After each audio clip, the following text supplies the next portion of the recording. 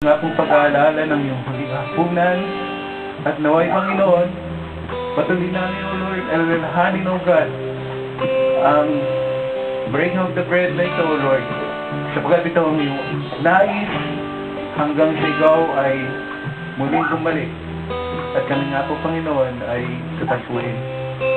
Sa lahat din po, Panginoon, siya nagbigay ng short exhortation patungkol nga po, God, sa iyong sa aming pagbibigay nga po, O God.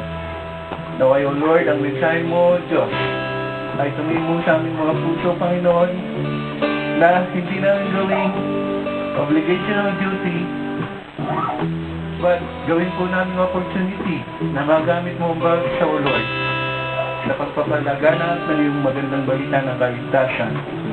At sa lahat din po, Panginoon, siya nagbigay ng awitin, tunay nga na nanggaling sa puso ng aming kapatid nito at nialay nga po siya, Panginoon.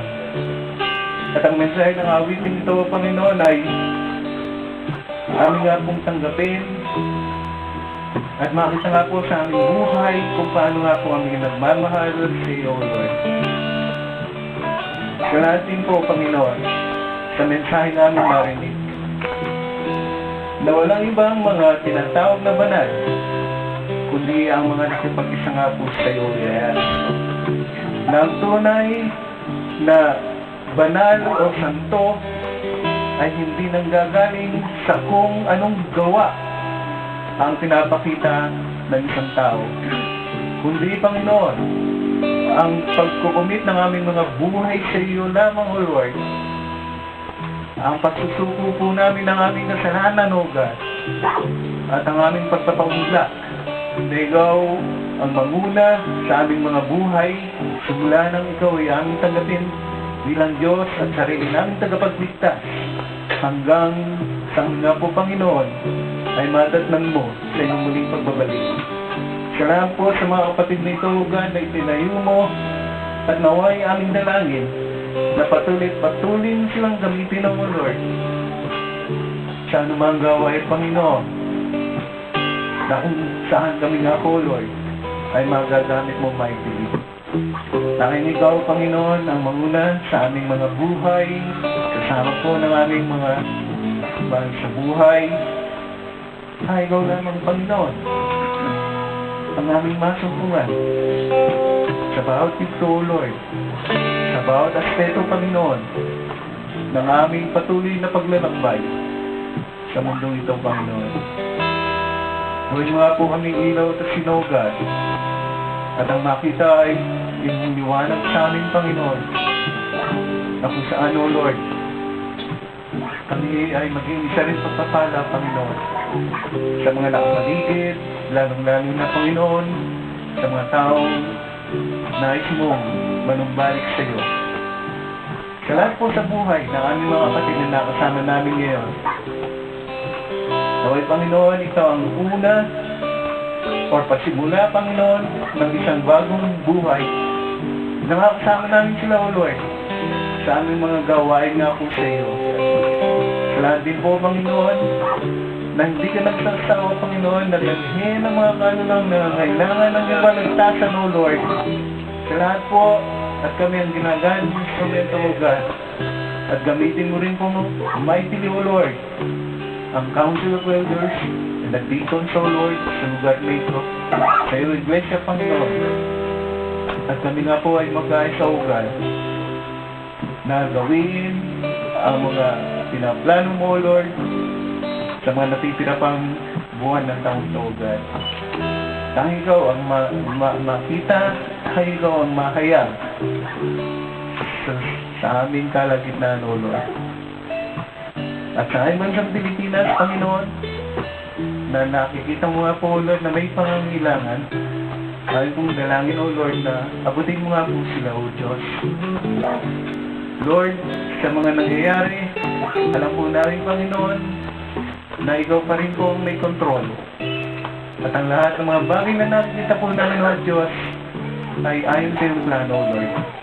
May mga bagay kang pinahihintulutan, lalong-lalo na nga po, Panginoon, ang mga bagay na hindi karapat dapat sa iyo upang makita po ng aming bansang Pilipinas na ang mga bagay nito, Lord, ay hindi na po ayon sa iyo at kami nga po bilang mga tinawag mo, Panginoon, ay gawin mo rin pong instrumento upang maibalik din po sila sa iyong paanan, Panginoon. Simula po sa presidente hanggang sa mga pinakamaliit na elemento po ng gobyerno, naway, O Lord, ikaw nga po ang nabigay sa kanila ng tamang paraan upang ang bansang Pilipinas, Panginoon, ay lalo makabangon, Panginoon, and at the same time, O God, manumbalik nga po sa iyo. Gamitin mo ang mga kapatiran sa aming bansang Pilipinas upang maging instrumento mo, Lord, sa pag-iipon ng mga kalulong ito upang sila ay makabalik nga po sa iyo. Sa bansang ito na ginagamit mo upang kami nga po ay blessed materially at at the same time, Panginoon, ito po ang lugar na kung saan kami po ay yung atong pinitrain. Lord, patuloy nga pong i-bless ang mga namumuno sa lugar na ito, O God.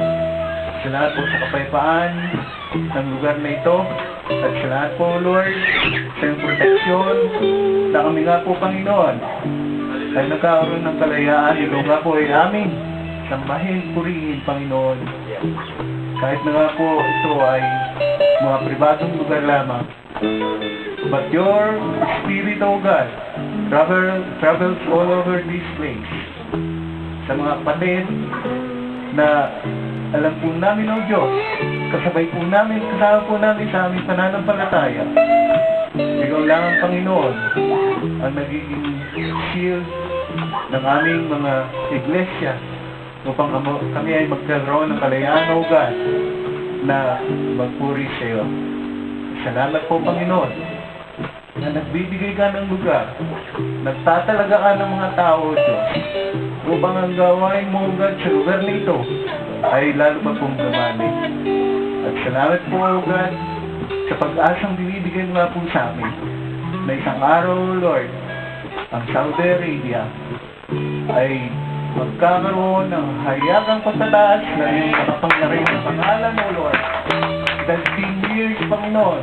Pero, Lord, hindi namin tinatanggal ang pag-asa nito, O Diyos. Meron kang perfect time, Panginoon, sa lahat ng bagay nito. And, Lord, ito po ang aming patuloy na idadalangin at patuloy po namin, O Lord, bibigyan ng pag-asa na mangyayari, Panginoon, in your perfect time, Panginoon. Hallelujah, O God. O hallelujah. At tunay nga, sa aming panandaliang pananahimik, Panginoon, kaya mo idulog po namin ang aming mga personal na pasalamat at panalangin.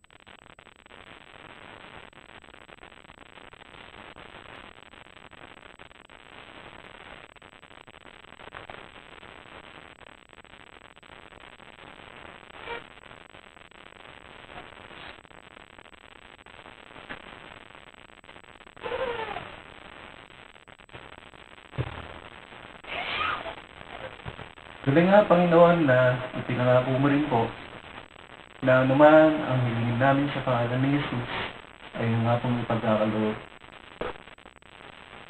Nang sa ganoon, Panginoon, ay maluwalhati ang Ama. Ang lahat ng panalangin na personal na aming dinulog sa inyo, Diyos, tulad rin po ng iyong pinangako, i-claim na po namin, O God, na ito ay sinagot mo na.